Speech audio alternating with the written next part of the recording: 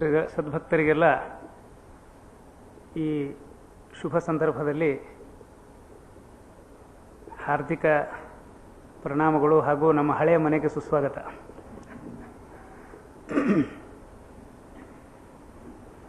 ಅದ್ಯಾಕೋ ಈ club house ನಮ್ಮ ಮಟ್ಟಿಗೆ ಮಠ ಆಗೋಗಿದೆ. ಒಳಗೆ ಬರ್ತಾನೆ ಅಪ್ಪ ನಮ್ಮ ಸಂಸ್ಥೆಗೆ ಬಂದ್ವಿ ಅಂತನ್ನುವಂಥ ಒಂದು ಆತ್ಮೀಯ ಭಾವ ಹುಟ್ಟಬಾರ್ದು. ಭಗವದ್ಗೀತೆ ಹೇಳುವವ್ರಿಗೂ ಕೇಳುವವ್ರಿಗೂ ಆ ಅಟ್ಯಾಚ್ಮೆಂಟ್ ಇರಬಾರ್ದು ಅಂತ ಹೇಳತ್ತೆ. ಆದರೆ ನಾವೆಲ್ಲರೂ ಮನುಷ್ಯರಾದ್ದರಿಂದ ಇವತ್ತು ಒಳಗೆ ಬರ್ತಾನೆ ಬಂದ್ವಿ, ಎಲ್ಲೋ ನಾವು ಬರಬೇಕಾದ ಜಾಗಕ್ಕೆ ಬಂದ್ವಿ ಅನ್ನುವಂಥ ಒಂದು ಭಾವ ಸ್ಫುರಿಸ್ತು. ಅದಕ್ಕೆ ಕಳಸ ಇಟ್ಟ ಹಾಗೆ ಒಳ್ಳೆಯ ಸುಶ್ರಾವ್ಯ ಕಂಠದಿಂದ ಸಂಧ್ಯಾ ಅವರು ಭಗವದ್ಗೀತೆಯನ್ನು ವಾಚಿಸ್ತಾ ಇದ್ದರು.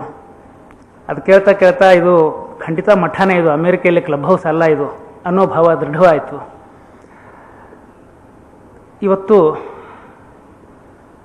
ವ್ಯಾಸರಾಜ ವಾದಿರಾಜರ ಬಗ್ಗೆ ಯಥಾಮತಿ ಎರಡು ಮಾತುಗಳನ್ನು ಹೇಳಿ ಮುಂದೆ ಪಾರಾಯಣ ಮಾಡ್ತಿರೋದು 6ನೇ ಅಧ್ಯಾಯ ಧ್ಯಾನಯೋಗ ಆದರೂ ಕೂಡ ಹೋದ ಸಲ 4ನೇ ಅಧ್ಯಾಯ ನಾನು ಪ್ರವಚನದಲ್ಲಿ ಮುಗಿಸಿದ್ದೀನಿ.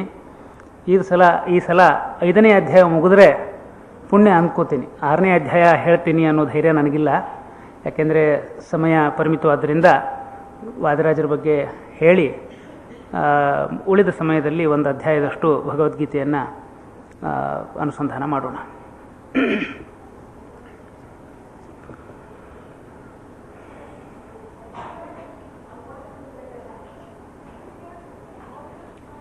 ಶ್ರೀ ಗುರುಭ್ಯೋ ನಮಃ. ಹರಿ ಓಂ.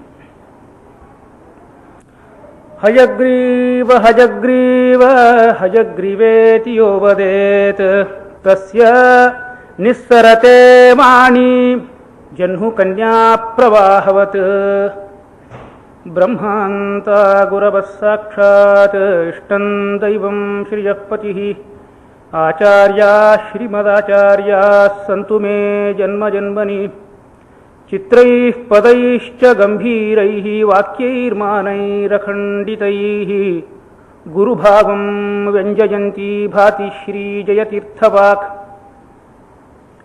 ಅರ್ಥಿಕಲ್ಪಿತಕಲ್ಪೋಜಂ ಪ್ರತ್ಯರ್ಥಿಗಜಕೇಸರಿ ವ್ಯಾಸತೀರ್ಥ ಗುರುರ್ಭೂಯಾ ತಸ್ಮದಿಷ್ಟಾರ್ಥ ಸಿದ್ಧಯೇ ತಪೋ ವಿದ್ಯಾ ವಿರಕ್ತ್ಯಾದಿ ಸದ್ಗುಣೌಘಾಕರಾನಹಂ ವಾದಿರಾಜ ಗುರುನ್ ವಂದೇ ಹಯಗ್ರೀವದಯಾಶ್ರಯಾನ್ ಪೂಜ್ಯಾಯ ರಾಘವೇಂದ್ರಾಯ ಸತ್ಯಧರ್ಮರತಾಯ ಚ ಭಜತಾಂ ಕಲ್ಪವೃಕ್ಷಾಯ ನಮತಾಂ ಕಾಮಧೇನವೇ. ನಮ್ಮ ಗುರು ಪರಂಪರೆಯಲ್ಲಿ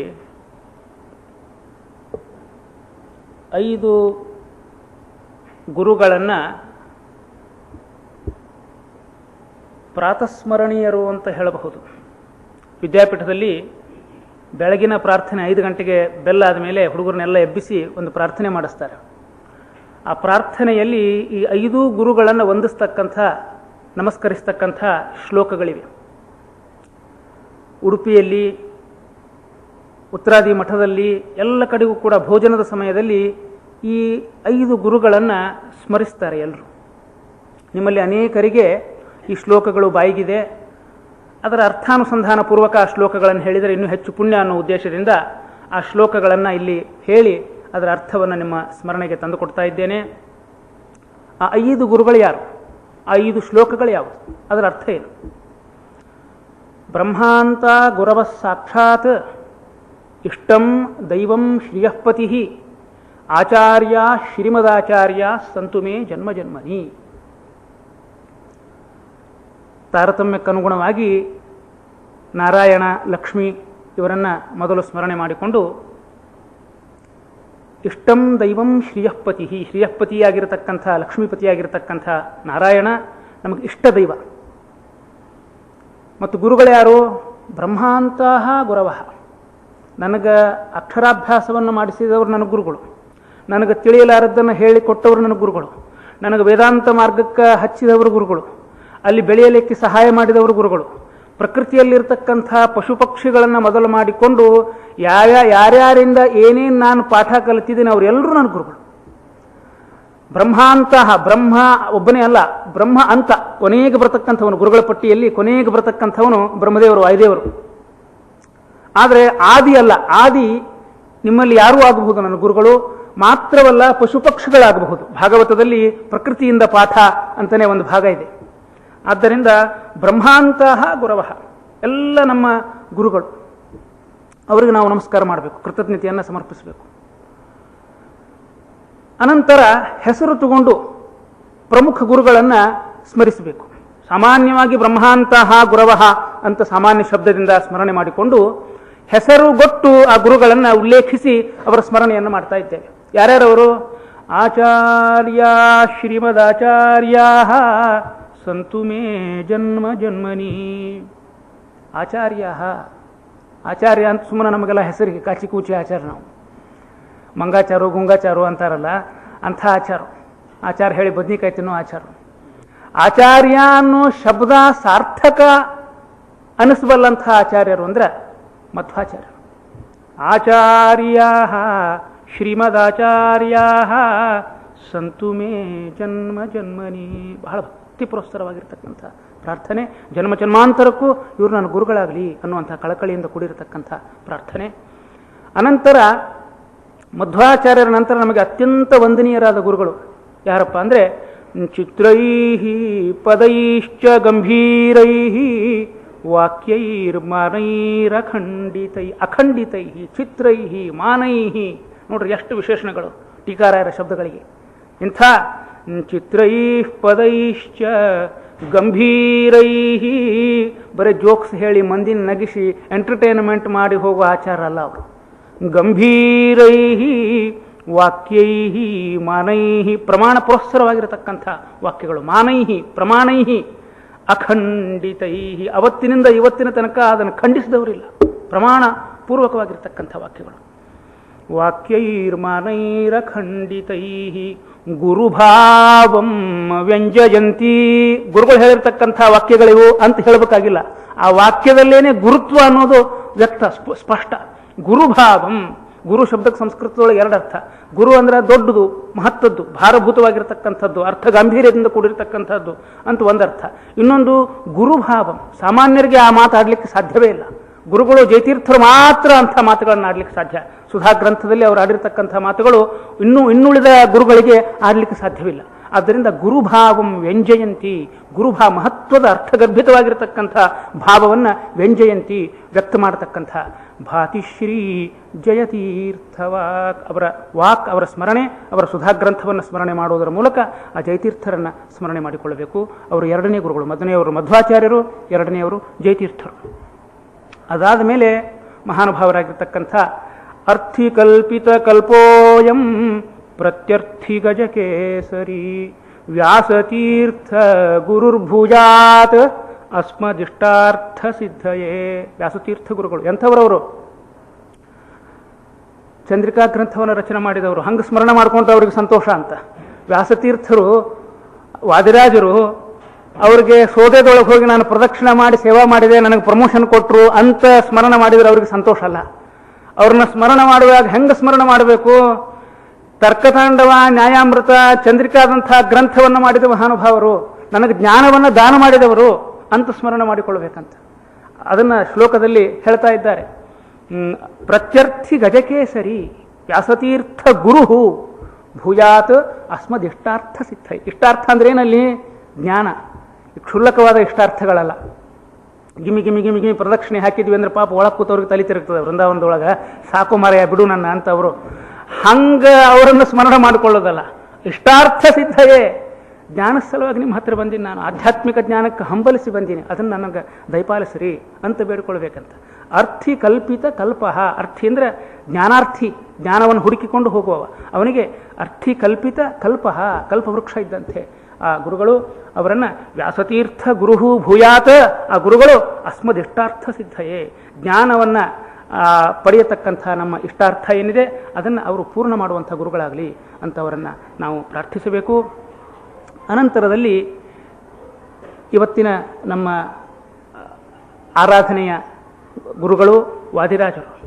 ತಪೋ ವಿದ್ಯಾ ವಿರಕ್ತ್ಯಾದಿ ಸದ್ಗುಣೌಘ ಕರಾನಹಂ ವಾದಿರಾಜ ಗುರುನ್ನು ಒಂದೇ ಹಯಗ್ರೀವ ಪದಾಶ್ರಯಾನ್. ಹಯಗ್ರೀವ ದೇವರ ಕೃಪೆಗೆ ಪಾತ್ರರಾಗಿರತಕ್ಕಂಥ ಹಯಗ್ರೀವ ಪದಾಶ್ರಯಾನ್, ಹಯಗ್ರೀವ ದಯಾಶ್ರಯಾನ್ ಅಂತ ಎರಡೂ ತರಹ ಪಾಠ ಉಂಟು. ಎರಡೂ ಸರಿನೇ. ಹಯಗ್ರೀವನ ಪಾದವನ್ನು ಆಶ್ರಯಿಸಿದವರು ಅಥವಾ ಹಯಗ್ರೀವನ ದಯೆಯನ್ನು ಆಶ್ರಯಿಸಿದವರು. ಹಯಗ್ರೀವ ಪದಾಶ್ರಯಾನ್, ಹಯಗ್ರೀವ ದಯಾಶ್ರಯಾನ್ ಎರಡೂ ಸರಿ. ಅಂಥ ತಪೋ ವಿದ್ಯಾ ವಿರಕ್ತಿ ಆದಿ ಅನೇಕ ಗುಣಗಳು ಅವ್ರ ಚರಿತ್ರೆಯನ್ನು ಹೇಳುವಾಗ ನೀವು ಮನಗಾಣ್ತಾ ಇದ್ದೀರಿ. ಅವರಲ್ಲೇ ಗುಣಗಳು ಅಗಣಿತ ಗುಣಗಳು.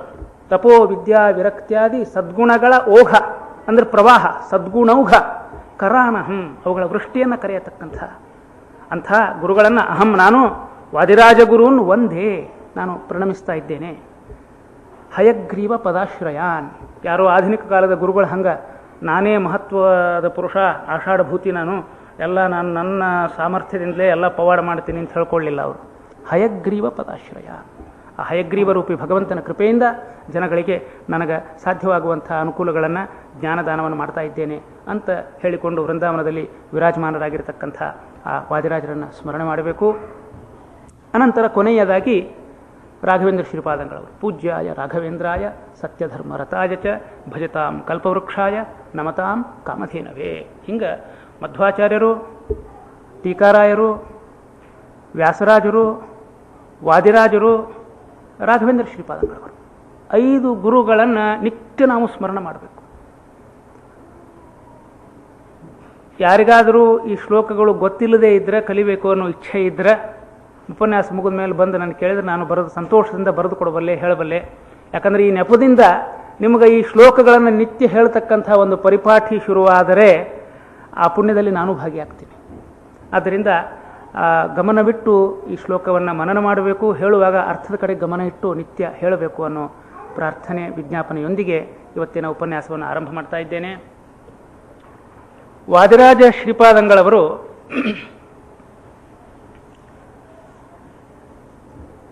ಅನೇಕ ಅದ್ಭುತ ಕಾರ್ಯಗಳನ್ನು ಎಸಗಿದ್ದಾರೆ.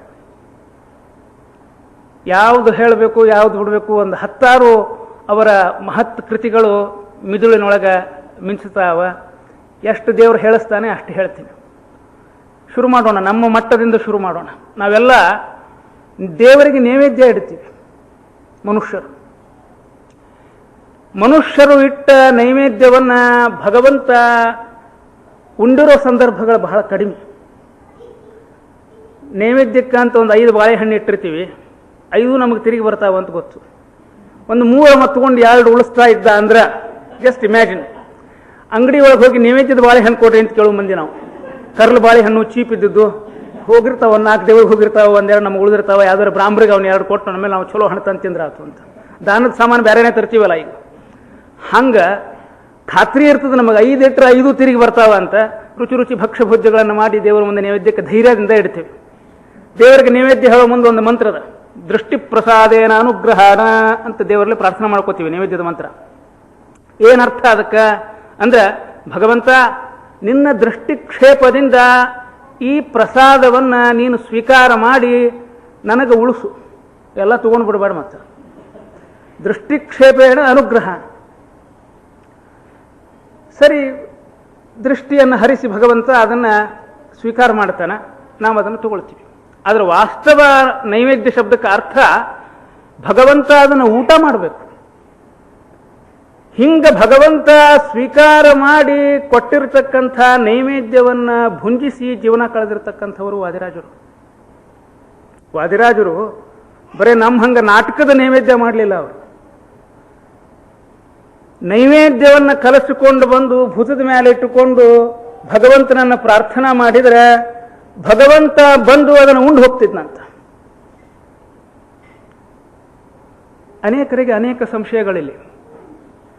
ಹಯಗ್ರೀವ ಅಂತನೋ ಭಕ್ಷ್ಯವನ್ನು ಅವರು, ಇಲ್ಲೆಲ್ಲೋ ಫೋಟೋ ಅದ ಅಲ್ಲ, ಇಲ್ಲಿ ಮುಂದದ, ಅಲ್ಲಿ ನೋಡ್ರಿ ಹೆಂಗೆ ತಲೆ ಮೇಲೆ ಇಟ್ಕೊಂಡಾರ, ಹೆಂಗೆ ಹಿಡ್ಕೊಂಡಾರ ಅದನ್ನು. ಹಿಂದಿನಿಂದ ಹಯಗ್ರೀವ ರೂಪಿ ಭಗವಂತ ಅದನ್ನು ಹೆಂಗೆ ಬಂದು ಸ್ವೀಕಾರ ಮಾಡ್ತಾ ಇದ್ದಾನ. ಅನೇಕರಿಗೆ ಇದೊಂದು ಅರ್ಥವಾಗದ ಒಗಟು. ಹಯಗ್ರೀವ ಅಂದ್ರೆ ಏನರ್ಥ? ಹಯಗ್ರೀವ ಶಬ್ದಕ್ಕೆ ಹಯ ಅಂದ್ರೆ ಕುದುರೆ, ಗ್ರೀವ ಅಂದ್ರೆ ಅದ್ರ ಮುಖ. ಬೇಡ, ಹಯದ ಗ್ರೀವ ಉಳ್ಳಂಥವ ಅಂದ್ರೆ ಕುದುರೆಯ ಮುಖ ಉಳ್ಳಂಥ ಭಗವಂತನ ಅವತಾರ ಅಂತ ಅರ್ಥ ಮಾಡಬಹುದು. ಇಲ್ಲದ್ರೆ ಬರೀ ಕುದುರೆ ಮುಖ ಅಂತ ಅಷ್ಟೇ ಅರ್ಥ. ಹಯ ಅಂದ್ರೆ ಕುದುರೆ, ಗ್ರೀವ ಅಂದ್ರೆ ಮುಖ. ಹಯಗ್ರೀವ ಅಂದ್ರೆ ಕುದುರೆ ಮುಖ. ಸ್ವಲ್ಪ ಸಂಸ್ಕೃತ ಜ್ಞಾನ ಇದ್ದವರು ಬಹುರ್ವಿಹಿ ಸಮಾಸ ಅದು ಹಯದ ಗ್ರೀವ ಉಳ್ಳವ, ಹಯದ ಮುಖ ಉಳ್ಳಂಥ ಭಗವಂತನ ಅವತಾರ ಅನ್ನೋ ಅರ್ಥ ಮಾಡಬಹುದು. ಆದ್ರೂ ಅದಕ್ಕೂ ಆ ಭಕ್ಷ್ಯಕ್ಕೂ ಏನು ಸಂಬಂಧ? ಕಡ್ಲಿ ಬೇಳಿ ಬೆಲ್ಲ ಕೂಡಿಸಿ ನೀವೇನು ಮಾಡ್ತೀರಿ, ಅದ್ರೊಳಗೆ ಕುದುರೆನೂ ಇರಂಗಿಲ್ಲ, ಅದ್ರ ಮಾರಿನೂ ಇರಂಗಿಲ್ಲ, ಅದಕ್ಯಾಕೆ ಹಯಗ್ರೀವ ಅಂತ ಹೆಸರು?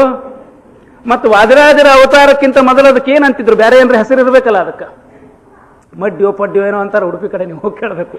ನಮ್ಮ ಕಡೆ ಎಲ್ಲ ಹಯಗ್ರೀವ ಅಂತ ಹೇಳ್ತೀವಿ, ಬಹಳ ಒಳ್ಳೆಯ ಹೆಸರು ಅದು. ಆದ್ರೆ ಹಂಗೆ ಯಾಕೆ ಕರಿತೀವಿ ಅನ್ನೋದನ್ನು ತಿಳ್ಕೊಂಡ್ರೆ ಅದರಿಂದ ನಮಗೆ ಬಹಳ ಅನುಸಂಧಾನ ಆಗ್ತಾ ಇದೆ. ನೋಡ್ರಿ, ಕುದುರೆಗೆ ಕಡ್ಲಿ ಬಹಳ ಪ್ರೀತಿ ಅಂತ. ಅದಕ್ಕೆ ಕಡ್ಲಿ ಬೆಲ್ಲ ಕೂಡಿಸಿ ಒಂದು ಭಕ್ಷ್ಯ ಮಾಡ್ತಾ ಇದ್ರು. ಆ ಭಕ್ಷ್ಯವನ್ನ ಹಯಗ್ರೀವ ರೂಪಿ ಭಗವಂತ ಸ್ವೀಕಾರ ಮಾಡಿದಂದಿನಿಂದ ಅದಕ್ಕೆ ಹಯಗ್ರೀವ ಅಂತಲೇ ಕರೆದ್ರು.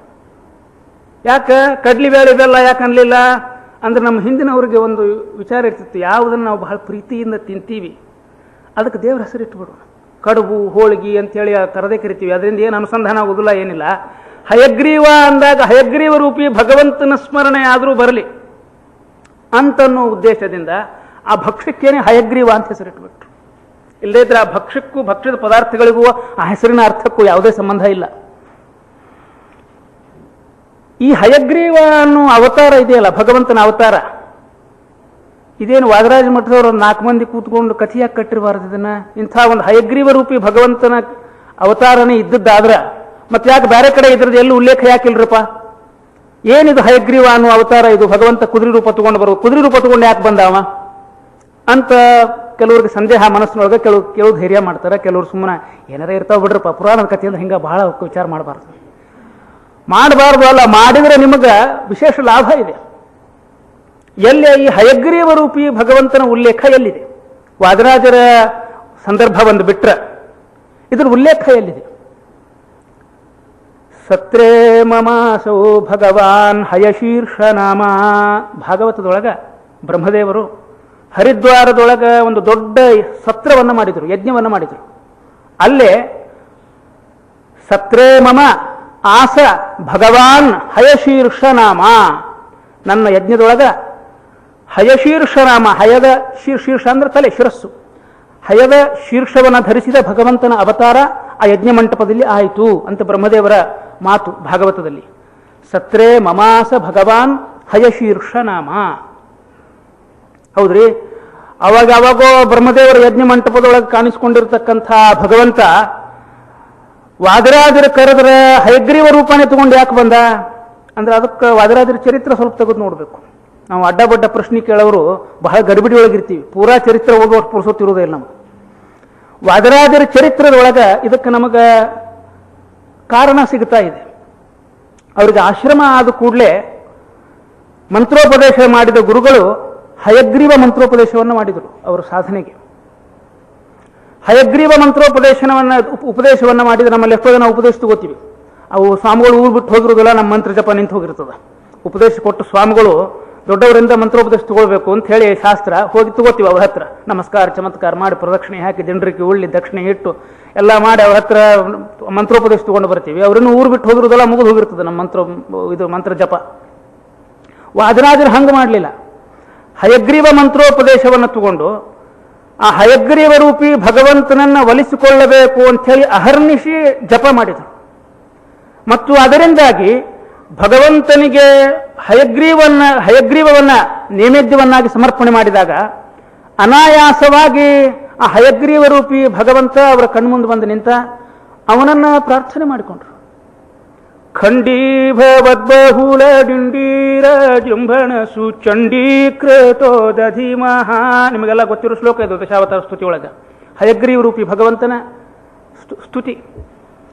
ಖಂಡೀಭವದ್ಬಹುಲ ಡಿಂಡೀರ ಜೃಂಭಣ ಸುಚಂಡೀಕೃತೋ ದಧಿಮಃ ಕಾಂಡಾತಿ ಚಿತ್ರಗತಿ ಶೌಂಡಾದ್ಯ ಹೈಮರದ ಭಾಂಡಾ ಪ್ರಮೇಯ ಚರಿತ ಚಂಡಾಶ್ವಕಂಠ ಮದ ಶುಂಡಾಳದರ್ ಹೃದಯ ಗಂಡಾಭಿಖಂಡ ಕರದೋ ಚಂಡಾಮರೇಶಯ ತುಂಡಾಕೃತೆ ದೃಶಮ ಖಂಡಾಮಲಂ ಪ್ರದಿಶ ಮೇ ಅಖಂಡಾಮ ದೃಶಮ್ಮ ಅಲಂ ಪ್ರದಿಶ.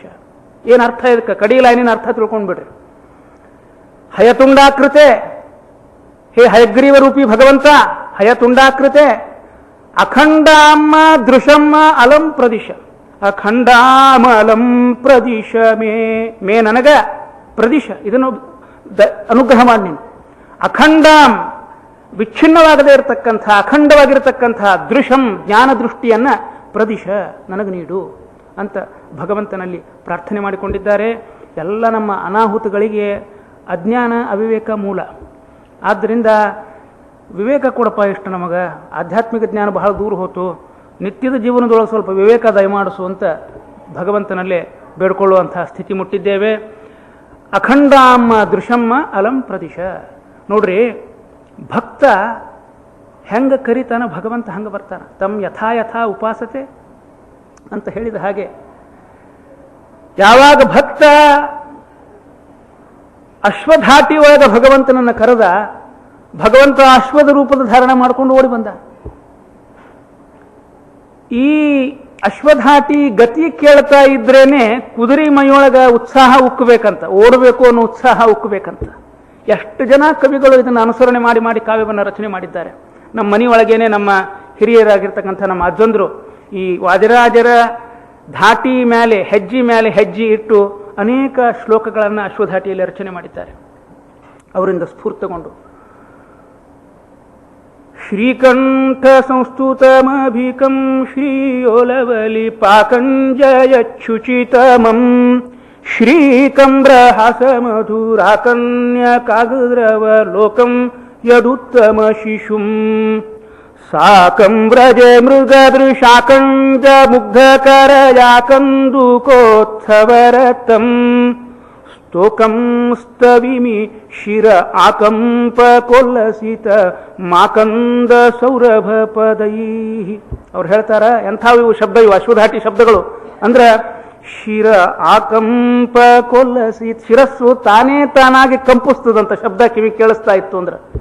ಶಿರ ಆಕಂಪ ಕೊಲ್ಲಸಿತ ಮಾಕಂದ ಸೌರಭ ಪದೈ ಭೃಂಗಾಳ ಕಾಂವನ ಕುರಂಗಾರ್ಭ ಕಾಯತ ದೃಶಂಗಾಢ ಯೌವನ ಭರಾಂ ಕಿಂಗಾಹ ಸೇ ಭೃಶಮನಂಗಾತುರಸರಸ ಶೃಂಗಾರ ಮುಗ್ಧ ಹೃದಯ ಅಂಗಾರ ಭಾಸಮಭಿಷಂಗಾವಲೇಪ ವಿಧುರಂಗಾಯಮಾನ ಕಮಲಾ ಅಪಾಂಗಾವಲೋಕಿತ ತುರಂಗಾನ ನಂದುರಿತ ಭಂಗಾಯ ಸಂಶ್ರಯ ಹರಿಂ. ದುರಿತ ಭಂಗಾಯ ಹರಿಂ ಸಂಶ್ರಯ. ಈ ತಾಳ, ಈ ಧಾಟಿ ಭಗವಂತನಿಗೆ ಕೇಳಿಸಿದಾಗ ಅವನಿಗೆ ಎಲ್ಲ ಅವತಾರ ಬಿಟ್ಟು ಕುದುರೆ ರೂಪದೊಳಗೆ ಕುಡ್ಕೋತ ಬರಬೇಕು ಅನಿಸಿರ್ಬೇಕು. ಕುದುರೆ ಬಂದಿದೆ, ಚಲುವ ಕುದುರೆ ಬಂದಿದೆ. ವಾದಿರಾಜರಿಗೆ ಒಲಿದು ಬಂದ ಸೋದೆಪುರದಲ್ಲಿ ನಿಂದ ಕುದುರೆ. ಕ್ಷಮಿಸಬೇಕು, ನಾನು ಹಾಡು ತಪ್ಪು ಹೇಳ್ತಿದ್ರೆ, ನಾನು ಸಂಗೀತಗಾರ ಅಲ್ಲ. ಅವರಿವ್ರು ಹಾಡಿದ್ದನ್ನು ಕೇಳಿ ಹೇಳ್ತಾ ಇದ್ದೇನೆ. ವಾದಿರಾಜರಿಗೆ ಒಲಿದು ಬಂದು ಕುದುರೆ, ಅದು ಅಶ್ವಧಾಟಿಗೆ ಒಲಿದು ಬಂದು ಕುದುರೆ. ಆದ್ದರಿಂದ ಭಗವಂತ ಹಯಗ್ರೀವ ರೂಪದಿಂದ ಬಂದು ವಾದಿರಾಜರನ್ನು ಅನುಗ್ರಹಿಸಿ ಇಂದಿಗೂ ಕೂಡ ಅವರ ಮೂಲಕ ಎಲ್ಲ ಅವರ ಭಕ್ತರನ್ನ, ಶಿಷ್ಯರನ್ನ ಅನುಗ್ರಹಿಸ್ತಾ ಇದ್ದಾನೆ. ಈ ಭಗವಂತ ಸ್ವೀಕಾರ ಮಾಡಿದ ಹಯಗ್ರೀವ ಭಕ್ಷ್ಯವನ್ನ ಅವರು ಸ್ವೀಕಾರ ಮಾಡ್ತಾ ಇದ್ರು. ಮಠದೊಳಗ ಇರ್ತಾರಲ್ಲ ಎಲ್ಲ ಕಡೆ, ಚಂಡಾಲ್ ಚೌಕಳಿ ಅಂತ, ಅವ್ರು ಮಾತಾಡ್ಕೊಂಡ್ರಂತ, ಏನು ಸ್ವಾಮಿಗಳಪ್ಪ ಇವರು, ಯಾವುದೋ ಕುದುರೆ ಬರ್ತದ, ಅಲ್ಲಿ ತಪೋವನದ ಕೂತಿರ್ತಾರ, ಕಲ್ಪರಟ್ಟಿ ಒಳಗೆ ಎಷ್ಟು ಒಂದು ಕಡ್ಲಿ ಬ್ಯಾಳಿ ಬೆಲ್ಲ ಎಲ್ಲ ಕುದುರೆಗೆ ಬೇಕೇ ಬೇಕು. ಅರಣ್ಯ ಅಡವಿನ ಅಡವಿಲ್ಲ, ಯಾವ ಕುದುರೆ ಬಂದು ಅದನ್ನ ತಿಂದುದೋ ಏನೋ, ಸುಮ್ಮನೆ ದೇವರು ಅಂತಾರ. ಅವ್ರ ಹಿಂದೆ 4 ಮಂದಿ ಇರ್ತಾರ, ಅವ್ರು ಹಂಗೆ ತಾಳ ಕುಟ್ತಾರ. ಇದನ್ನು ಬರೋಬ್ಬರಿ ವ್ಯವಸ್ಥೆ ಮಾಡಿಬಿಡ್ಬೇಕು ಅಂತ ಮಠದೊಳಗೆ 4 ಮಂದಿ ಮಾತಾಡ್ಕೊಂಡ್ರಂತ. ಎಲ್ಲರೂ ಹುಯ್ ಅಂತ ಹೇಳಿ ಸ್ವಾಮಿಗಳಿಂದ ಹೋದ್ರೆ ನಾವೇನು ಮೂರ್ಖರಲ್ಲ, ನಾವು ಇಂಟೆಲೆಕ್ಚುವಲ್ಸ್, ಬುದ್ಧಿಜೀವಿಗಳು. ಆದ್ದರಿಂದ ಇದಕ್ಕೊಂದು ಕೊನೆಗಾಣಿಸ್ಬಿಡೋಣ ಅಂತ ಅವರು ಉಪಾಯ ಮಾಡಿದ್ರಂತ. ಏನು ಮಾಡಿದರು? ಸ್ವಾಮಿಗಳೇನು ಅಡುಗೆ ಮನೆ ಒಳಗೆ ಬಂದು ಹೊಕ್ಕಿರೋದಿಲ್ಲ ಏನಿಲ್ಲ. ಸ್ವಾಮಿಗಳಿಗೆ ಕಣ್ಣಿಗೆ ಬೀಳಾರ ಹಂಗೆ ಆ ಕಲಪರಟಿ ಒಳಗೆ ಒಂದಿಷ್ಟು ವಿಷ ಸೇರಿಸ್ಬಿಟ್ರು. ಯಾವ ಕುದುರದು ಶೋ ಬಂದ್, ಇವತ್ತಿನ ನಂತರ ಇಟ್ ವೋಂಟ್ ಕಂಟಿನ್ಯೂ ಅಂಥೇಳಿ ಅದಕ್ಕಿಷ್ಟು ವಿಷ ಹಾಕಿ ಅದನ್ನು ಇಟ್ಬಿಟ್ರು. ಸ್ವಾಮಿಗಳು ಬಂದರು, ಅದನ್ನು ತಗೊಂಡು ಹೋಗಿ ಭಕ್ತಿಯಿಂದ ಭಗವಂತನನ್ನು ಸ್ತೋತ್ರ ಮಾಡ್ತಾ ಅಶ್ವಧಾಟಿಯನ್ನು ಹೇಳ್ತಾ ಅದನ್ನು ನಿವೇದನ ಮಾಡಿದರು. ಕುದುರೆ ಮತ್ತೆ ತಾಳಕ್ಕೆ ಸರಿಯಾಗಿ ಹೆಜ್ಜೆ ಹಾಕೋತಾ ಬಂತು. ಅವತ್ತು ಎಲ್ಲ ಹಯಕರಿ ತಿಂದ್ಬಿಡ್ತು. ವಾದರಾಜರು ತೆಗೆದು ನೋಡ್ತಾರೆ, ದಿನ ಇಷ್ಟು ಉಳಿಸಿರ್ತಾರೆ. ಸ್ವಾಮಿ ಇದೇನಿದು, ಇವತ್ತು ನನ್ನ ಮೇಲೆ ಏನಾದರೂ ಕೋಪ ಬಂದಿದೆಯಾ, ಹೇಗೆ ನನಗೆ ಇವತ್ತು ಉಪಾಸನ ಹೆಂಗೆ, ಇವತ್ತು ಏನೂ ಪ್ರಸಾದ ಉಳಿಸಲೇ ಇಲ್ಲ. ಹಯಗ್ರೀವ ರೂಪಿ ಭಗವಂತ ಅವ್ರಿಗೆ ಹೇಳಿದನಂತ, ಅಪ್ಪ ಇದ್ರೊಳಗೆ ವಿಷ ಬೆಳೆಸ್ಯಾರು, ಈ ವಿಷ ಮಿಶ್ರಿತವಾಗಿರತಕ್ಕಂಥದ್ದನ್ನು ನೀನು ಸ್ವೀಕಾರ ಮಾಡಬಾರದು ಅಂತ ನಾನು ಸಂಪೂರ್ಣ ಸ್ವೀಕಾರ ಮಾಡಿದ್ದೇನೆ. ಈಗ ನಾಳೆ ಇಷ್ಟೊತ್ತಿನೊಳಗೆ ಯಾರ್ಯಾರು ವಿಷ ಬೆರೆಸ್ಯಾರ ಎಲ್ಲರ ಮೇಲೂ ವಿಷದ ಪರಿಣಾಮ ಆಗಿ ಹೋಗ್ತದೆ, ಅವ್ರು ಯಾರೂ ಬದುಕಿ ಉಳಿಯೋದಿಲ್ಲ ಅಂತ ಹೇಳಿ ಈ ಕಥೆಯ ಒಂದು ಮಹಿಮೆಯ ಪ್ರಸಾರಕ್ಕೋಸ್ಕರ ಅಲ್ಲೇ ಊರ ಹತ್ತಿರ ಒಂದು ಯಾವುದೋ ಮಡ್ಡಿ ಅಂತ ಊರು ಕಾಣಿಸ್ತದೆ, ಅಲ್ಲೇ ವಿಶೇಷ ತರಹದ ಬದನೆಕಾಯಿ ಅದನ್ನು ಬೆಳೆಸ್ರಿ, ಅದನ್ನು ನಿವೇದನ ಮಾಡಿರಿ. ಅದರ ಬಣ್ಣ ಉಳಿದ ಬಣ್ಣಗಳಂತೆ ಅಲ್ಲ, ಬಿಳಿ ಮಿಶ್ರಿತ ಹಳದಿ ಬಣ್ಣದ್ದು ಬೆಳೀತದೆ ಅಂತ ಸೂಚನೆ ಬಂತಂತೆ. ಗುಳ್ಳ ಅಂತ ಈಗ ನಾವು ಇವತ್ತೇನು ಕರಿತೀವಿ ಆ ಬದನೆಕಾಯಿ, ಅಂದಿನಿಂದ ಅಲ್ಲೇ ವಾದರಾಜ ಮಠದಲ್ಲೇ ಅದು ಸ್ವೀಕಾರಾರ್ಹವಾಯಿತು. ಅದರಿಂದಾಗಿ ಹಯಗ್ರೀವ ರೂಪಿ ಭಗವಂತನ ಕತ್ತಿನಲ್ಲಿ ಸ್ವಲ್ಪ ನೀಲಿ ಇವತ್ತಿಗೂ ಆ ಪ್ರತಿಮೆಯಲ್ಲಿ ಕಾಣಿಸ್ತಾ ಇದೆ ಈ ಕಥೆಯ ಸಂಕೇತಕ್ಕೆ ಅನುಗುಣವಾಗಿ. ಹೀಗೆ ಭಗವಂತ ಅನೇಕ ಅನುಗ್ರಹಗಳನ್ನು ವಾದಿರಾಜರ ಮೂಲಕ ಮೆರೆದಿದ್ದಾನೆ. ಭಗವಂತ ತಾನು ಸ್ವೀಕಾರ ಮಾಡಿರತಕ್ಕಂಥ ಪ್ರಸಾದವನ್ನು ಯಾರು ಸ್ವೀಕಾರ ಮಾಡ್ತಾರೋ ಅವರು ಬಹಳ ಭಾಗ್ಯಶಾಲಿಗಳು ಅಂತ ನಮ್ಮ ಶಾಸ್ತ್ರದಲ್ಲಿ ಹೇಳಿದ್ದಾರೆ. ಒಬ್ಬ ಅದ್ವೈತ ವಿದ್ವಾಂಸರು ಮಧುಸೂದನ ಸರಸ್ವತಿ ಅಂತ ಹೇಳಿ ಬಹಳ ಪ್ರಸಿದ್ಧ ವಿದ್ವಾಂಸರು, ಅವರೊಂದು ಬಹಳ ಸ್ವಾರಸ್ಯವಾದ ಶ್ಲೋಕವನ್ನು ಈ ವಿಷಯದಲ್ಲಿ ಹೇಳಿದ್ದಾರೆ.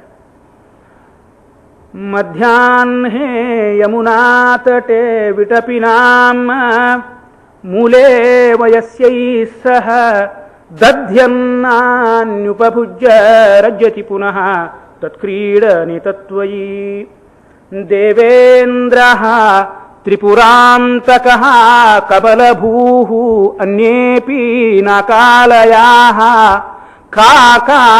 ಕಾರಜುಷೋ ಮುಹುಃ ಕಬಲಯಂತಿ ಉಚ್ಛಿಷ್ಟ ಮಿಷ್ಟಂತವ. ಸಂದರ್ಭ ಹೀಗಿದೆ, ದನ ಕಾಯ್ಕೋತ ತನ್ನ ಸಂಗಡಿಗರ ಜೊತೆಗೆ ಕೃಷ್ಣ ಯಮುನಾ ನದಿ ತೀರದ ಮೇಲೆ ಬಂದ. ಬಹಳ ಹಸಿವೆಯಾಗಿತ್ತು, ಮಧ್ಯಾಹ್ನದ ಹೊತ್ತು, ಸಮೀಪದ ಹಳ್ಳಿ. ಅಲ್ಲೇ ಒಂದು ಕಟ್ಟಿ ಮೇಲೆ ಕೂತ್ಕೊಂಡು ಹುಡುಗರನ್ನ ಹೇಳಿ ಕಳಿಸಿದ, ಏನಪ್ಪ ಇಷ್ಟು ಹೋಗಿ ಏನಾರೇ ತೊಗೊಂಡು ಬರ್ರಿ ತಿನ್ನಲಿಕ್ಕೆ ಅಂಥೇಳಿ. ದೊಡ್ಡ ಯಜ್ಞ ನಡೆದಿತ್ತು. ಹುಡುಗರು ಬಂದು ಏನಾದರೂ ಕೊಡ್ರಿ, ರಾಮಕೃಷ್ಣ ಬಂದಾರ, ಬಹಳ ಹಸದಾರ, ಏನಾದರೂ ತಿನ್ಲಿಕ್ಕೆ ಕೊಡ್ರಿ. ಹೋಗ್ರಿ ಬ್ರಾಹ್ಮಣರು ಊಟ ಆಗಿಲ್ಲಿನ, ಹೋಗ್ರಿ ಕೊಡೋದಿಲ್ಲ ಹೋಗ್ರಿ ಅಂತ ಬೈದು ಕಳಿಸಿದ್ರು. ಸರಿ, ಇವ್ರು ಬಂದು ಹೇಳಿದ್ರು ಬ್ರಾಹ್ಮಣರು ಊಟ ಆಗಿಲ್ಲ ಅಂತ, ಅಲ್ಲಿ ತನಕ ಯಾರಿಗೂ ಏನೋ ಕೊಡೋದಿಲ್ಲ ಅಂತ. ಎಲ್ಲಿ ಹೋಗಿದ್ರಿ ನೀವು ಅಂತ ಕೇಳಿದವ ಕೃಷ್ಣ. ಇಲ್ಲ, ಮುಂಭಾಗಲ್ಲೇ ಹೋಗಿದ್ವಿ, ಅಲ್ಲೆಲ್ಲ ಉದ್ದುದ್ದು ಮಳಮಳ ಗಡ್ಡ ಬಿಟ್ಕೊಂಡು ಮೇಲೆ ಕೆಳಗ ಸ್ವರ ಮಾಡ್ಕೋತ ಮಂತ್ರ ಹೇಳ್ಕೊತ ಕೂತಿದ್ರಲ್ಲ, ಅಲ್ಲಿ ಹೋಗಿದ್ವಿ ನಾವು.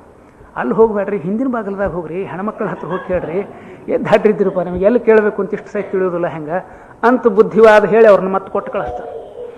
ಅಲ್ಲಿ ಬರೋದಕ್ಕೆ ಉಂಡಿ, ಚಕ್ಲಿ, ಬುರುಬುರಿ, ಚಿತ್ರಾನ್ನ, ಮೊಸರನ್ನ, ನಾನಾ ವಿಧ ಭಕ್ಷ್ಯಗಳನ್ನು ಇಟ್ಕೊಂಡು ಕೂತಿದ್ರಿ. ಹುಡುಗರು ಬಂದು ಅಮ್ಮ ಅಂದು. ಏನ್ರು? ಏನಿಲ್ಲ, ರಾಮಕೃಷ್ಣ ಬಂದಾರ, ನಾವೆಲ್ಲ ಬಹಳ ಹಸಿದೀವಿ, ಮಧ್ಯಾಹ್ನ ನಡೆದು ಭಯಂಕರ ಹಸಿವಾಗಿದೆ, ಕರಳು ಚುರುಳು ಅನ್ಲಿಕ್ಕತ್ತದ, ಏನಾರು ಎಷ್ಟು ತಿನ್ಲಿಕ್ಕೆ ಕೊಡ್ರಿ. ಅಯ್ಯೋ ಕೂಸುಗಳ ಹಸ್ತಿರೇನೋ, ಬರ್ರಿ ಇಲ್ಲಿ. ದೊಡ್ಡ ಬಾಳಿಯಲ್ಲಿ ಹಾಸಿ ಅವಕ್ಕೆಲ್ಲನೂ ಕಟ್ಟಿ ಎಲ್ಲದ ದಾರಿ ಒಳಗೆ ಕೆಡ್ಕೊಂಡಿದ್ದೀರಿ ಭದ್ರ ಅಂತ ಬೇರೆ ಜೋಪಾನ ಹೇಳಿ ಆ ಹುಡುಗರ ಕೈಯೊಳಗೆ ತುಂಬಿ ಕೊಟ್ಟು ಕಳಿಸಿದ್ರಂತ. ಆಮೇಲೆ ಕೃಷ್ಣಗ ಈ ಹಾಲು ಮೊಸರು ಹಾಕಿದ ಅನ್ನ ಬಹಳ ಪ್ರೀತಿ ಅಂತ. ಅವು ಭಕ್ಷ್ಯ ಭೋಜ್ಯ ಕರುದ್ದು ಮಾಡಿದ್ದು ನಿಮಗಿರ್ಲಾರಪ್ಪ, ಮೊಸರನ್ನ ಎಷ್ಟು ನಮ್ಗೆ ಕೊಟ್ಬಿಡ್ರಿ. ನಮ್ಮ ಕಡೆ ಸೌತ್ ಮಂದಿ ನೋಡ್ರಿ, ಎಲ್ಲಿ ಹೋದ್ರು ಅನ್ನ ಮೊಸರಿಗೆ ಗಂಟು ಬಿದ್ದಿರ್ತಾರ. ಹಂಗೆ ಆ ಮೊಸರನ್ನ ಎಷ್ಟು ಕೊಟ್ಬಿಡ್ರಪ್ಪ ಅಂತ ಇಸ್ಕೊಂಡಂತದ್ದು. ಅದ್ರ ನನ್ನ ಪಾಲಿನ ಮೊಸರನ್ನ ನನಗೆ ಕೊಟ್ಬಿಡ್ರಿ. ಮೊಸರನ್ನ ಊಟ ಮಾಡ್ಕೊಂಡು ಗಿಡದ ಕೆಳಗೆ ಕೂತ್ಕೊಂಡು ಮೊಸರನ್ನ ಊಟ ಮಾಡಿ ಆ ಎಲಿ ಒಗದ್ನಂತ. ಎಲಿ ಒಗದ್ರ ಗಿಡದ ಮ್ಯಾಲೆ ದೇವಾಧಿ ದೇವತೆಗಳು, ಇಂದ್ರ, ಚಂದ್ರ, ರುದ್ರ ಮೊದಲಾದ ದೇವತೆಗಳು ಕಾಗಿ ಆಕಾರ ಸ್ವೀಕಾರ ಮಾಡಿಕೊಂಡು ಬಂದು ಕಾಯ್ಕೋತ ಕೂತಿದ್ರಂತ.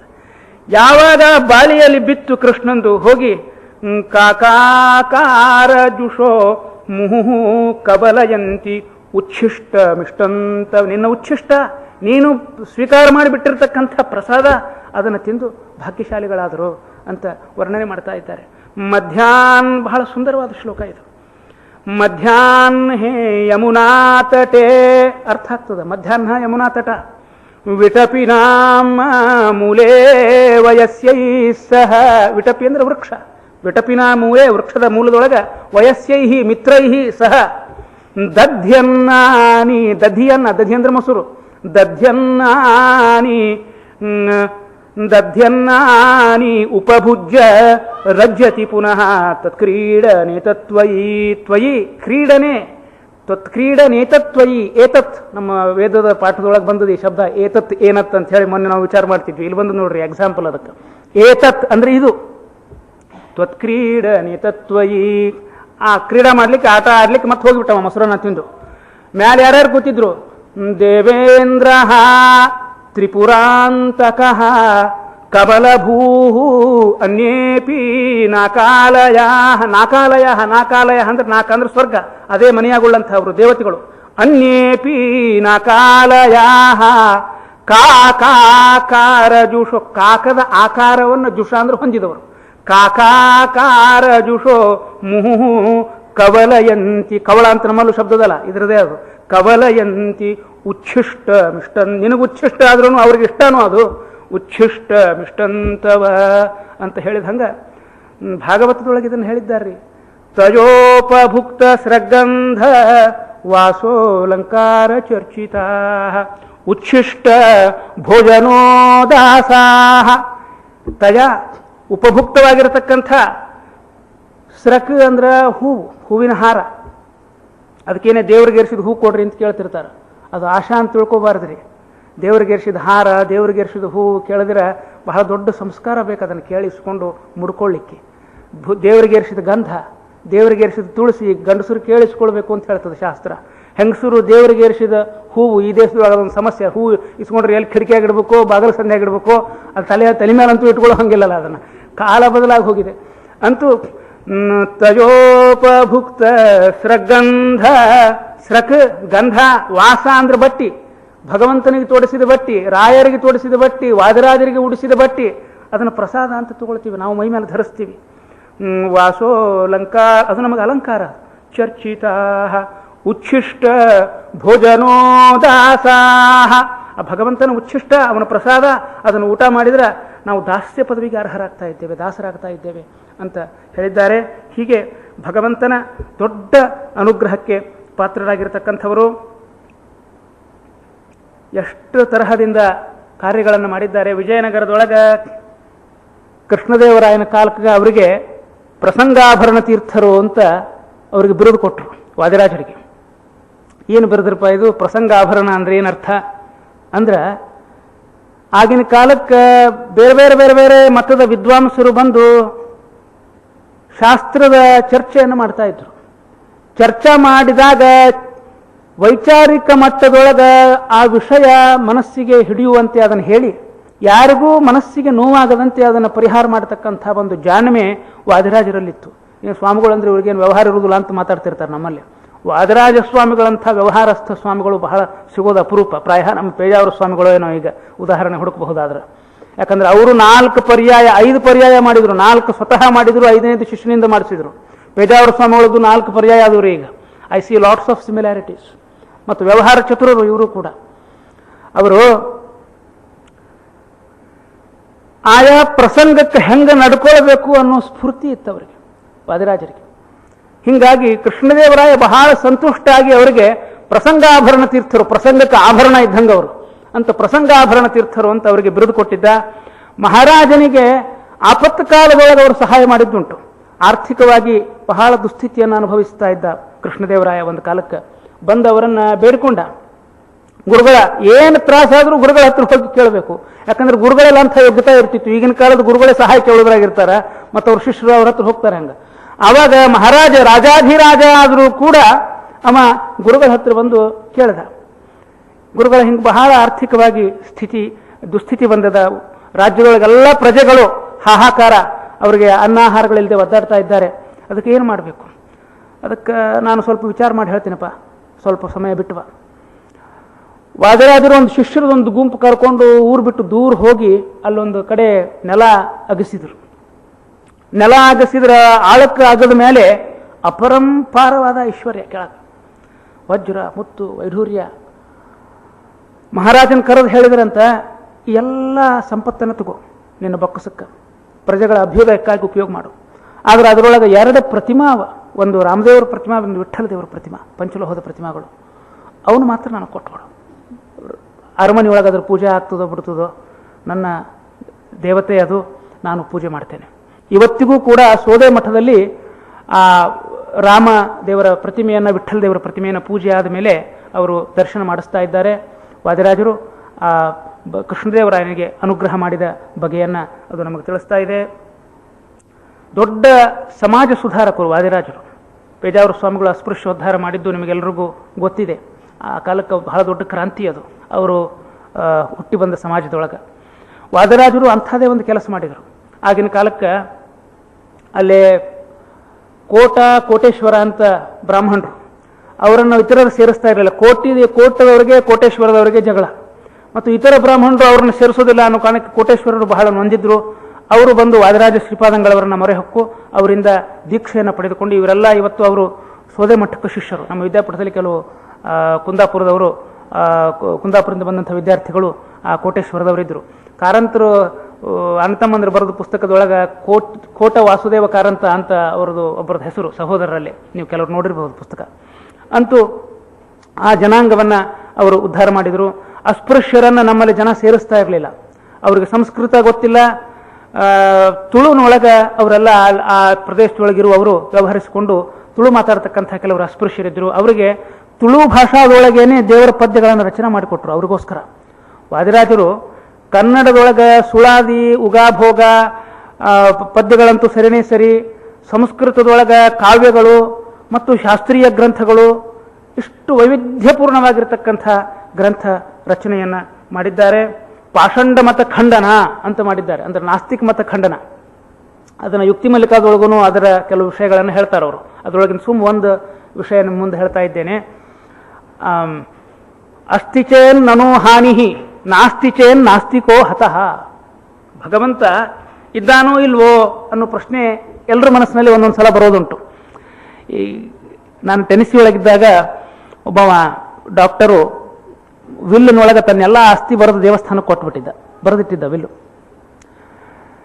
ಅಷ್ಟು ಪೂರ್ಣ ದೇವಸ್ಥಾನಕ್ಕೆ ಆಸ್ತಿ ದಾನ ಮಾಡಿದ ಮನುಷ್ಯ ಅಲ್ಲಿ ಪ್ರತಿ ಭಾನುವಾರ ಗೀತಾ ಕ್ಲಾಸ್ ನಡೆಸ್ತಾ ಇದ್ದೆ ನಾನು. ಮುಗಿದ ಮೇಲೆ ಒಂದು ದಿವಸ, ಗೋಪಿನಾಥ್ ನಿಮ್ಮ ಹತ್ರ ಸ್ವಲ್ಪ ನಾನು ಪ್ರೈವೇಟಾಗಿ ಮಾತಾಡಬೇಕು. ಆಯ್ತಪ್ಪ. ಬಂದು ಏನು ಕೇಳ್ತಾನೆ ಅಂದರೆ, ನಿಜವಾಗ್ಲೂ ಹೇಳಿ ದೇವ್ರು ಇದಾನೋ ಇಲ್ವೋ? ಎಲ್ಲ ಇವನೇ ಇಡೀ ಆಸ್ತಿ ಬರೋದು ಕೊಟ್ಟಿಯಲ್ಲೋ, ನಿನ್ನ ಜನ್ಮದ್ದೆಲ್ಲ ಗಳಿಕೆ ಇಲ್ಲ, ಎಲ್ಲ ಮತ್ತು ಪ್ರತಿ ವಾರ ದೇವಸ್ಥಾನಕ್ಕೆ ಬರೋನು, ಬಂದು ಅಚ್ಚುಕಟ್ಟಾಗಿ ಸೇವೆ ಮಾಡೋನು, ಎಲ್ಲನೂ ಒಳಗಿಂದ ಒಳಗಡೆ ಒಂದು ಸಂದೇಹ. ಹಂಗೆ ಮನುಷ್ಯನಿಗೆ ಎಷ್ಟೇ ಧಾರ್ಮಿಕನಾಗಿರಲಿ, ದೇವರಂತ ಒಬ್ಬನು ಇದ್ದಿದ್ರೆ ಹಿಂಗೆಲ್ಲ ಇರ್ತಾ ಇತ್ತ. ಹಿಂಗೆಲ್ಲ ಅಂದ್ರೇನು, ನನಗೆ ಅನುಕೂಲವಾಗಿಲ್ಲ ಅಷ್ಟೇ. ಹಿಂಗೆ ಮನುಷ್ಯ ಸಹಜ ಸ್ವಭಾವದಿಂದಾಗಿ ಸಂಶಯಗಳು ಉದ್ಭವಿಸೋದುಂಟು. ಅಂಥವರಿಗೆ ವಾದರಾಜರು ಒಂದು ಕಿವಿ ಮಾತು ಹೇಳ್ತಾರೆ, ನಾಸ್ತಿಚೇನ್ ನನೋ ಹಾನಿಹಿ ಅಸ್ತಿಚೇನ್ ನಾಸ್ತಿಕೋ ಹತಃ ಅಂತ. ದೇವರು ಇದಾನೇ ಅಂತ ಅನ್ಕೊಂಡು ಸ್ನಾನ, ಸಂಧ್ಯಾ ವಂದನೆ, ಒಳ್ಳೆಯ ಆಚರಣೆ, ನಡವಳಿಕೆ, ನಿಮ್ಮನ್ನು ಶುದ್ಧರಾಗಿಟ್ಟುಕೊಂಡು ಪ್ರಾಮಾಣಿಕರಾಗಿಟ್ಟುಕೊಂಡು 4 ಜನರಿಗೆ ಒಳ್ಳೆಯದ ಅದನ್ನು ಮಾಡ್ರಿ. ಏನು ಕೆಡುವುದಿಲ್ಲಲ್ಲ ನೀವು. ದೇವರೇ ಇಲ್ಲ ಅಂತ ಇಟ್ಕೊಳ್ರಿ, ಏನು ನಿಮ್ಮ ನುಕ್ಸಾನ್ ಏನಾತ್ರಪ್ಪ ನಿಮ್ಗೆ? You lived well and you let others live well. ನಾಸ್ತಿ ಚೇತ್, ಏನೇನು ಇಲ್ಲೇ ಇಲ್ಲ, ಪರಾನೇ ಇಲ್ಲ ಅಂದ್ಕೊಂಡು ವಿಶೃಂಖಲವಾಗಿ ಮನಸ್ಸು ಹೆಂಗೆ ಹೇಳ್ತದೆ ಹಂಗೆ ನಾನು ಇರ್ತೀನಿ ಅಂತಂದ್ರೆ ಬೆಳಗ್ಗೆ ಆದ್ಮೇಲೆ ಎದ್ದು ಕೂಡಲೇ ಹಲ್ತಿಕೋಬೇಡ ಅಂತದ್ದು ಮನಸ್ಸದು. ಎಷ್ಟು ಆಲಸಿ ಮನಸ್ಸದು. ಸ್ನಾನ ಮಾಡಬೇಡ ಅಂತದ್ದು. 2 ಸುಖ 3 ಸುಖ ಮಾಡಿದ್ರೆ ಸಾಕು. ಇಂಡಿಯಾದೊಳಗಾದ್ರೆ ನಿತ್ಯ ಮಾಡಬೇಕಾಗ್ತಿತ್ತು. ಇಲ್ಲೆಲ್ಲ ಟಬ್ಬು ಇವು ಅಂತೇಳಿ ಬಹಳ ಅನುಕೂಲವ. ನಾವು 3 ದಿವಸಕ್ಕೊಮ್ಮೆ ಸ್ನಾನ ಮಾಡ್ತೀವಪ್ಪ. ಇಲ್ಲಿ 3 ದಿವಸ ಸ್ನಾನ, ಅಲ್ಲಿ ದಿನದ ಸ್ನಾನ, ದಿನಕ್ಕೆ 2 ಹೊತ್ತಿನ ಸ್ನಾನ, 2 ಒಂದೇ ಅಂತ ಒಬ್ಬ ಇಕ್ವೇಟ್ ಮಾಡಿ ಹೇಳಿದ್ದೆ ನಾನು ಮುಂದೆ ಶಾಣೆ. ಅಂತೂ ಮನಸ್ಸು ವಿಶೃಂಖಲ. ಅದು ಇಳಿಜಾರಕ್ಕೆ ಹಾದಿಯಲ್ಲಿ ಹೋಗ್ತದೆ. ಸಹಜವಾಗಿ ಅದರ ಗತಿ ಊರ್ಧ್ವಗತಿ ಅಲ್ವೇ ಅಲ್ಲ. ನೀವು ಬಿಟ್ಟುಬಿಟ್ರಿ ಅಂದ್ರೆ ಅದು ಪ್ರಪಾತಕ್ಕೆ ಒಯ್ಯುವುದದು. ಆದ್ದರಿಂದ ಭಗವಂತ ಇದ್ದಾನೆ ಅಂತ ಇಟ್ಟುಕೊಂಡು ಜೀವನ ಒಂದು ಶಿಸ್ತಿನಿಂದ ನಡೆಸ್ರಿ. ಇದ್ದಿದ್ದಿಲ್ಲ ಅಂದ್ರೆ ನೀವೇನು ನುಕ್ಸಾನಕ್ಕೆ ಬೀಳಲಿಲ್ಲ. ಏನಪ್ಪ ನಾವು ಇಷ್ಟು ಕ್ಲೀನ್ ಆಗಿದ್ದೆಲ್ಲ ವೇಸ್ಟ್ ಆಗಿ ಹೋಯ್ತು ಅಂತೇನು ಯಾರು ಅಂದ್ಕೊಳ್ಳೋ ಕಾರಣ ಇಲ್ಲ. ಜೀವನಕ್ಕೆ ಶಿಸ್ತು, ಸ್ವಚ್ಛತೆ, ಪಾವಿತ್ರ್ಯ ಇವು ನಿಮಗೆ ಅಗತ್ಯ. ದೇವರಿಗೋಸ್ಕರ ಅಂತ ಮಾಡಬೇಡಿ. ದೇವರಿದ್ದಾನೆ ಅಂತ ತಿಳ್ಕೊಂಡು ಮಾಡಿದರೆ ನಿಮ್ಗೆ ಅದರಲ್ಲಿ ಒಂದು ಶ್ರದ್ಧೆ, ಅದರಲ್ಲಿ ಒಂದು ಮಾಡಲೇಬೇಕು ಅನ್ನೋ ಒಂದು ಹಿಡಿತ ಎಲ್ಲ ಇರ್ತದೆ. ಯಾರು ಹೇಳೋರಿಲ್ಲ ಕೇಳೋರಿಲ್ಲ, ಪ್ರಾಣಿಗಳ ಜಂಗಲ್ ಇದು ಅಂದರೆ ಜಂಗಲ್ನಾಗ ಪ್ರಾಣಿಗಳು ಹೆಂಗಿರ್ತಾರೆ ಹಂಗೆ ಇರ್ತೀವಿ ನಾವು. ಆದ್ದರಿಂದ ನಾಸ್ತಿ ಚೇನ್ ನನೋ ಹಾನಿ ಅಸ್ತಿ ಚೇನ್ ನಾಸ್ತಿಕೋ ಹತಃ. ಒಬ್ಬ ಭಗವಂತ ಇದ್ದಾನೆ ಅಂತ ಇಟ್ಟುಕೊಂಡು ಕಾರ್ಯಗಳನ್ನು ಮಾಡಬೇಕು ಅನ್ನತಕ್ಕಂಥ ಮಾತನ್ನ ಹೇಳಿದ್ದಾರೆ. ರುಕ್ಮಿಣೀಶ ವಿಜಯ ಅಂತ ಆಗಿನ ಕಾಲಕ್ಕೆ ಬಹಳ ಶ್ರೇಷ್ಠವಾಗಿರತಕ್ಕಂಥ ಗ್ರಂಥವನ್ನ ಅವರು ರಚನೆ ಮಾಡಿದರು. ಮಾಘ ಕವಿ ಆಗಿನ ಕಾಲಕ್ಕೆ ಬಹಳ ಪ್ರಸಿದ್ಧ. ನಮ್ಮ ಶ್ರೀನಿವಾಸ ಭಟ್ರ ಮನೆಯೊಳಗೆ ಹಿಂದಕ್ಕೆ ನಾವು ಕಾರ್ಯಕ್ರಮ ಮಾಡಿದಾಗ ಈ ವಿಷಯ ನಾನು ಹೇಳಿದ್ದೇನೆ. ಆದರೆ ನಿಮ್ಮಲ್ಲಿ ಅನೇಕರು ಅಲ್ಲೇ ಇರಲಿಲ್ಲ, ಆದ್ದರಿಂದ ಅದನ್ನು ಪುನಃ ಹೇಳ್ತಾ ಇದ್ದೇನೆ ಸಂಕ್ಷಿಪ್ತದಲ್ಲಿ. ನೋಡ್ರಿ, ಮಾಘೇ ಸಂತಿ ತ್ರಯೋಗುಣಾಃ ಅಂತ ಸಂಸ್ಕೃತ ಸಾಹಿತ್ಯದೊಳಗ ಮಾಘ ಕವಿಗೆ ಬಹಳ ವೈಶಿಷ್ಟ್ಯ. ಉಪಮಾ ಕಾಳಿದಾಸಸ್ಯ ಭಾರವೇರರ್ಥ ಗೌರವಂ ದಂಡಿನಃ ಪದಲಾಲಿತ್ಯಂ ಮಾಘೇ ಸಂತಿ ತ್ರಯೋಗುಣಾಃ ಅಂತ ಸಾಹಿತ್ಯಾಭ್ಯಾಸ ಮಾಡುವವರು ಬಾಯಾಗಿಟ್ಕೊಂಡಿರೋ ಶ್ಲೋಕ ಇದು. ಏನು ಅರ್ಥ ಇದಕ್ಕೆ ಅಂದ್ರೆ, ಉಪಮಾ ಕಾಳಿದಾಸಸ್ಯ, ಉಪಮಾ ಕೊಡೋದ್ರೊಳಗೆ ಕಾಳಿದಾಸ ನಿಸ್ಸೀಮ. ಪ್ರತಿಯೊಂದು ಶ್ಲೋಕಕ್ಕೂ ಒಂದೊಂದು ಉಪಮಾ. ಭಾರವೇರರ್ಥ ಗೌರವಂ, ಒಳ್ಳೆ ಅರ್ಥಪೂರ್ಣವಾಗಿರ್ತಕ್ಕಂಥ ವಾಕ್ಯಗಳನ್ನು ಶ್ಲೋಕಗಳನ್ನು ನಿರ್ಮಾಣ ಮಾಡೋದರಲ್ಲಿ ಭಾರವಿ ಕವಿ ಎತ್ತಿದ ಕೈ. ದಂಡಿನ ಪದಲಾಲಿತ್ಯಂ, ದಂಡಿ ಅನ್ನತಕ್ಕಂಥ ಕವಿ ಒಳ್ಳೆ ಲಾಲಿತ್ಯಪೂರ್ಣವಾಗಿರ್ತಕ್ಕಂಥ ಪ್ರಾಸಬದ್ಧವಾಗಿರ್ತಕ್ಕಂಥ ಗದ್ಯ ಪದ್ಯಗಳನ್ನು ರಚನೆ ಮಾಡೋದರಲ್ಲಿ ಬಹಳ ನಿಸ್ಸೀಮ. ಮಾಘೇ ಸಂತಿ ತ್ರಯೋಗುಣಾಃ, ಮಾಘ ಅಂತ ಒಬ್ಬ ಕವಿ, ಅವನಲ್ಲಿ ಈ ಮೂರೂ ಗುಣಗಳು ಮೇಳೈಸಿವೆ ಅಂತ ಕವಿಗಳು ಹೇಳ್ತಾರೆ. ಆ ಮಾಘ ಕವಿ ಶಿಶುಪಾಲವಧ ಅನ್ನತಕ್ಕಂಥ ಒಂದು ಕಾವ್ಯವನ್ನು ಬರೆದ. ಸಂಸ್ಕೃತ ಸಾಹಿತ್ಯ ಪ್ರಪಂಚದಲ್ಲಿ ಪಂಚಮಹಾಕಾವ್ಯಗಳು ಅಂತ ಪ್ರಸಿದ್ಧಿ. ಅದರಲ್ಲಿ ಶಿಶುಪಾಲವಧ ಒಂದು ಕಾವ್ಯ. ಪುಣೆಗೆ ಬಂದಿದ್ರು ವಾದಿರಾಜರು. ಆವಾಗ ಆ ಶಿಶುಪಾಲವಧ ಕಾವ್ಯದ ಮೆರವಣಿಗೆ ನಡೀತಾ ಇತ್ತು. ಆಗಿನ ಕಾಲಕ್ಕೆ ಆನಿ ಮೇಲೆ ಅಂಬಾರಿ ಹಾಕಿ ಮನುಷ್ಯರನ್ನು ಕೂಡಿಸ್ತಿರ್ಲಿಲ್ಲ, ಗ್ರಂಥಗಳನ್ನು ಕೂಡಿಸಿ ಮೆರವಣಿಗೆ ಮಾಡ್ತಿದ್ರು. ಅವಾಗ ಈಗೆಲ್ಲ ಪುಢಾರಿಗಳು ತಾವೇ ಹತ್ತಿ ಕೂತು ಬಿಡ್ತಾರೆ. ಆವಾಗಿನ ಕಾಲಕ್ಕೆ ಜ್ಞಾನಕ್ಕೆ ಪ್ರಾಶಸ್ತ್ಯ, ಅದಕ್ಕೆ ಅಗ್ರಪೀಠ. ಆನಿ ಮೇಲೆ ಆ ಗ್ರಂಥವನ್ನು ಮೆರವಣಿಗೆ ಮಾಡ್ತಾ ಇದ್ರು. ವಾದಿರಾಜರ ರುಕ್ಮಿಣೀಶ್ ವಿಜಯ ಕಾವ್ಯ ಪಂಡಿತರ ಗಮನಕ್ಕೆ ಬಂತು. ಸಂಚಾರ ಮಾಡ್ತಾ ಬಂದರು, ಅವ್ರ ಗ್ರಂಥ ಸಿಕ್ತು. ಸಹಜವಾಗಿ ಮಂದಿ ಕಂಪೇರ್ ಮಾಡಿದ್ರು. ಎಷ್ಟು ಅದರೊಳಗೆ ಹಿರಿಮೆ ಗರಿಮೆಗಳು ಕಾಣಿಸ್ಬೇಕು ಅಂತಂದ್ರೆ, ಮಹಾರಾಜನನ್ನ ಮೊದಲುಗೊಂಡು ಎಲ್ಲರೂ ಆ ಶಿಶುಪಾಲವಧ ಗ್ರಂಥವನ್ನು ಕೆಳಗಿಳಿಸಿ ರುಕ್ಮಿಣೀಶ ವಿಜಯದ ಮೆರವಣಿಗೆ ಮಾಡಿಸಿದರು ಅಂತ ಇತಿಹಾಸ ಹೇಳ್ತಾ ಇದೆ. ರುಕ್ಮಿಣೀಶ ವಿಜಯವನ್ನು ನಾನು ಓದಿದ್ದೇನೆ, ಶಿಶುಪಾಲವಧವನ್ನು ಓದಿದ್ದೇನೆ. ಅವೆರಡರೊಳಗಿಂದು ಒಂದೊಂದೆರಡು ಶ್ಲೋಕ ನಿಮಗೆ ಅದಂದ್ರೆ ಏನು ಇದಂದ್ರೆ ಏನು ಅನ್ನೋದು ಅಂದಾಜು ಬರಲಿಕ್ಕೆ ನಿಮ್ಮ ಮುಂದೆ ಇಡ್ತಾ ಇದ್ದೇನೆ. ಶಿಶುಪಾಲವಧ ಕಾವ್ಯದ ಮೊದಲನೇ ಸರ್ಗದೊಳಗಿನ ಶ್ಲೋಕಗಳಿವು.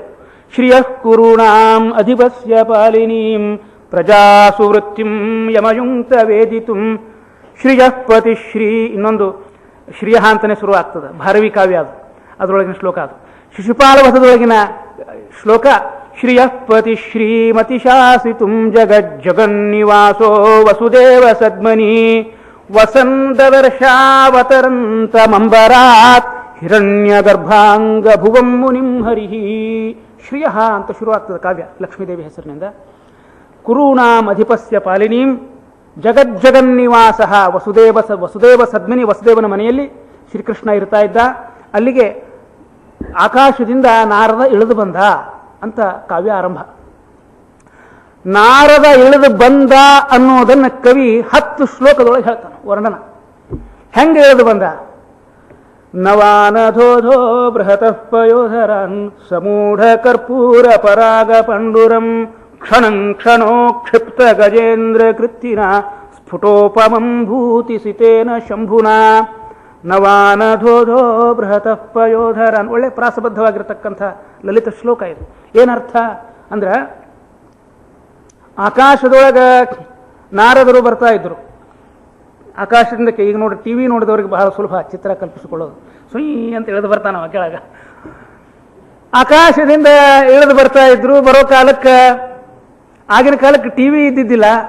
ಶ್ಲೋಕದಿಂದ ಆ ಚಿತ್ರಣವನ್ನು ನಿಮ್ಮ ಕಣ್ಣು ಮುಂದೆ ಇರಿಸಲಿಕ್ಕೆ ಪಾಪ ಕವಿಗಳು ಗೋಳಾಡ್ತಿದ್ರು. ಅವರು ಈ ಚಿತ್ರ ಕಣ್ಣು ಮುಂದೆ ಇಡ್ಲಿಕ್ಕೆ ಪ್ರಯತ್ನ ಮಾಡಿದ ಮಾಘ. ಎಂಥ ಚಿತ್ರ ಅದು?